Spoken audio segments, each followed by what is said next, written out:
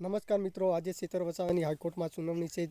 તો ભગવાનને પ્રાર્થના કરજો કે સેતર વસાવા જલ્દી से જલ્દી છૂટો પડી જાય અને સેતર વસાવાને નહીં છોડવામાં આવે તો આપણે આલિયા ભાલિયા તીરકામઠા જેવી પરિસ્થિતિનો સામનો કરવો પડે તો પણ કરી લઈશું અને તો જ આપણા સમાજમાં વિકાસ થશે. અને આ સેતર વસાવાને સરકાર નહીં છોડે તો આપણે સમગ્ર આદિવાસી એક થઈને સેતર વસાવાને છોડવવો પડશે અને આલિયા ભાલિયા તીરકામઠા જેવી પરિસ્થિતિનો સામનો કરવો પડે પણ તે પણ કરી લઈશું તો જ આદિવાસી સમાજમાં વિકાસ થશે, નહીં તો વિકાસ થવાનો. આદિવાસી વિસ્તારમાં પોયરા છોકરાઓના જમીનના લગતા પ્રશ્નો એક ગંભીર પ્રશ્ન ઊભો થયો છે, જેથી વન વિસ્તારના કર્મચારીઓ અધિકારીઓ માનતા નથી અને આદિજાતિ વિસ્તારના સમાજના લોકો ક્યાં જાય, પોતાનું ગુજરાન કેવી રીતે ચલાવવું અને ભરપોષણ કેવી રીતે કરવું તેને લઈને ઘણા બધા નેતા દ્વારા આંદોલન કરવામાં આવ્યા છે, છતાં પણ વન વિસ્તારના કર્મચારીઓ માનતા નથી. તો આપણો આદિવાસી સમાજ એકતા રાખે અને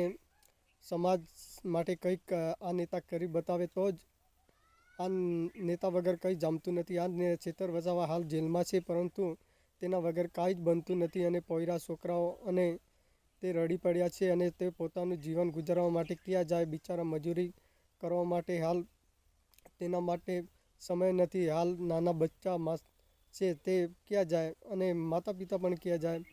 તે પોતાનું જમીન જે છીનવાઈ લીધી છે સરકારે, ફોરેસ્ટ વન અધિકારીઓ જેના અનુસંધાનના રૂપે આપણે જોઈ શકીએ છીએ કે વિદ્યાર્થી મિત્રો, આદિવાસી વિસ્તારમાં હજુ સુધી જમીનના પ્રશ્નો છે અને કેટલાક વિસ્તારોમાં તો સરકારે મિલ કંપનીઓ નાખવામાં આવે છે, પરંતુ હાલ જે મોટા અધિકારીઓ, કંપનીના બિઝનેસમેન અધિકારીઓ આવે છે અને પોતે કમાઈને જતા રહે છે અને આદિવાસી સમાજમાં કંઈ જ વિકાસ થવાનો નથી. તો આપણે આ ટોપિકને લઈને આપણે વિગતવાર માહિતી મેળવીશું. તો આદિવાસી વિસ્તારમાં હજી સુધી ગ્રાન્ટેડ શાળાઓમાં કંઈ શિક્ષણ નથી, ઓરડાઓ નથી અને શાળા હજીમાં વિકાસ થયો નથી અને વિદ્યાર્થીઓનો પણ વિકાસ થયો નથી અને શિક્ષણથી વંચિત છે. અને કેટલાક વિસ્તારોમાં તો જે છોટાઉદેપુરના વિસ્તારો છે જેમાં હજી રોડ રસ્તાના નથી, જે ગામડાના વિસ્તારમાં આરસી રોડ, જેને લઈને એક માતા પોતાનું પશુતીને લઈને ઘણા મોટા એક પ્રશ્નો ઊભો થાય છે, જેના અનુસંધાનના રૂપે કોઈ હજી સરકાર તેનો વિકાસ કરી શકી નથી. આ પ્રશ્નના વિકટ પરિસ્થિતિને ધ્યાનમાં જોતા આપણે જણાઈ રહ્યું છે કે સેતર વસાવા વગર કંઈ જ બનવાનું નથી. આ નેતા એવો છે કે આદિવાસી સમાજને એકરૂપ થનારો અને આદિવાસી સમાજ માટે કંઈક કરનારો નેતા છે અને આ નેતામાં તાત્યા ભીલ અને બિરસા મુંડા જેવું કંઈક કરવાનું ઈચ્છા વ્યક્ત કરે છે અને આદિવાસી સમાજ માટે ખૂબ ઉપયોગી બને એ હેતુથી આ વિડીયોના માધ્યમથી માહિતી આપવામાં આવે છે. આ નેતા આદિવાસી સમાજને સાથે લઈને ચાલનારો નેતા છે. તો આપણે આ નેતાને આદિવાસી સમગ્ર વન વિસ્તારને લઈને વાત કરીએ તો અંબાજીથી લઈને છેક વલસાડના ઉમરગામ સુધી જે આદિવાસી વિસ્તારમાં વસવાટ કરતા આદિવાસી સમાજના લોકો સમગ્ર આદિવાસી એક થઈને રહેવું અને આ જ નેતાને જીતાડવો. આવનાર 2027ની ચૂંટણીમાં આપણે જોઈ લઈશું કે આદિવાસી વિસ્તારમાં કેટલો વિકાસ થયો છે. આવનાર ચૂંટણીમાં કોઈને મત આપવો નહીં અને સમગ્ર આદિવાસી એક થઈને રહેજો અને તો જ આદિવાસી સમાજમાં વિકાસ થશે, નહીં તો વિકાસ થવાનો નથી.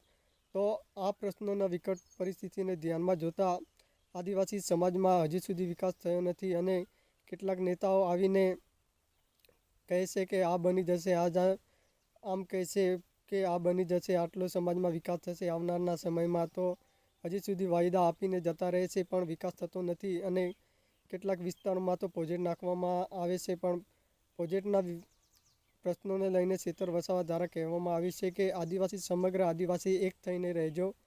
અને રાજસ્થાનના જે સાંસદ છે, જે રાજકુમાર રોધ દ્વારા પણ કહેવામાં આવ્યું છે, વચમાં જે ઘટના બની હતી અરવલ્લી બચાવો, જેના આંદોલનના ભાગરૂપે સમગ્ર આદિવાસી વિસ્તાર એક થયો તો જ અરવલ્લી બચાઈ હતી અને અરવલ્લી જતી રહી હોત તો આદિવાસી સમગ્ર વિસ્તાર ખતમ થઈ ગયો હોત.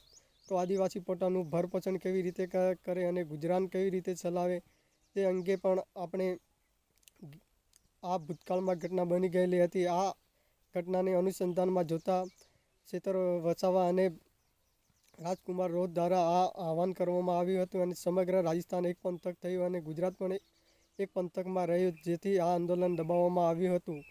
આપણે આવનાર સમયમાં આદિવાસી વિસ્તારમાં કેવી રીતે વિકાસ કરવો અને કેવી રીતે આદિવાસી સમાજને આગળ લઈ જવો એના અનુસંધાનના રૂપે હાલમાં જોઈએ તો વર્તમાન સમયમાં આપણે એક અલગ રાજ્યની માગણી કરીએ તો જ આદિવાસી સમગ્ર સમાજનો વિકાસ થશે, નહીં તો વિકાસ થવાનો નથી. આદિવાસી વિસ્તારમાં આપણે જાણી શકીએ છીએ હજુ સુધી કંઈ પણ વિકાસ થયો નથી. કેટલાક વિસ્તારોમાં તો આરસી રોડ નથી અને માતા પશુટીને લગતા ઘણા પ્રશ્નો ઊભા થયા છે. તો આપણે જાણી શકીએ છીએ કે આ માતાને પશુટીને લગતા પ્રશ્નો હોય તો એક ગંભીર પ્રશ્ન ઊભો થયો હોય છે. પરંતુ અમારા વિસ્તારમાં પણ માતા પશુટીને લગતા પ્રશ્નો હોય છે અને જે અંતરિયાળ વિસ્તારમાં 5 થી 8 કિલોમીટર વચ્ચે આ ઘટના બની હોય છે અને આ વિસ્તારમાં હજી સુધી રસ્તાઓ નથી અને સરકાર પણ રસ્તા વન વિસ્તારમાં બનાવી શકતી નથી અને તે અનુસંધાનના રૂપે ફોરેસ્ટ વન અધિકારીઓ પણ માનતા નથી, રસ્તો બનાવવા દેતા નથી. આ અનુસંધાનના રૂપે સરકારને જણાવવાનું છે કે આદિવાસી વિસ્તારમાં જે પશુટીને લગતા પ્રશ્નો હોય તે અંતરિયાળ વિસ્તારમાં આરસી રોડનું નિર્માણ કરવું જોઈએ, નહીં તો આદિવાસી સમાજમાં ગંભીર પ્રશ્ન વિકટ પરિસ્થિતિનો સામનો કરવો પડે છે. તો આપણે શું જણાઈ રહી છે તો કોમેન્ટમાં બતાવજો અને આ સમગ્ર આદિવાસી એક થઈને રહેજો તો જ આદિવાસી સમાજનો વિકાસ થશે, નહીં તો આવનાર સમયમાં કંઈ જ વિકાસ થવાનો નથી. અને આપણે આદિવાસીનો વિકાસ થતો જોઈએ તો સમગ્ર આદિવાસી અંબાજીથી વલસાડના ઉમરગામ સુધી સમગ્ર આદિવાસી પટ્ટો એક થઈને રહેજો અને 2027ની ચૂંટણીમાં આ જ નેતાને છેતરવસાને આગળ લઈ જવાનો પ્રયત્ન કરશો તો જ આદિવાસી સમાજમાં વિકાસ થશે, નહીં તો આવનાર સમયમાં કશું જ વિકાસ થવાનો નથી. અને આ પ્રશ્નને લઈને અને છેતર વસાવા દ્વારા જેને જેલમાં પૂર્યો છે અને તેને હજી સુધી જામીન મળ્યા નથી.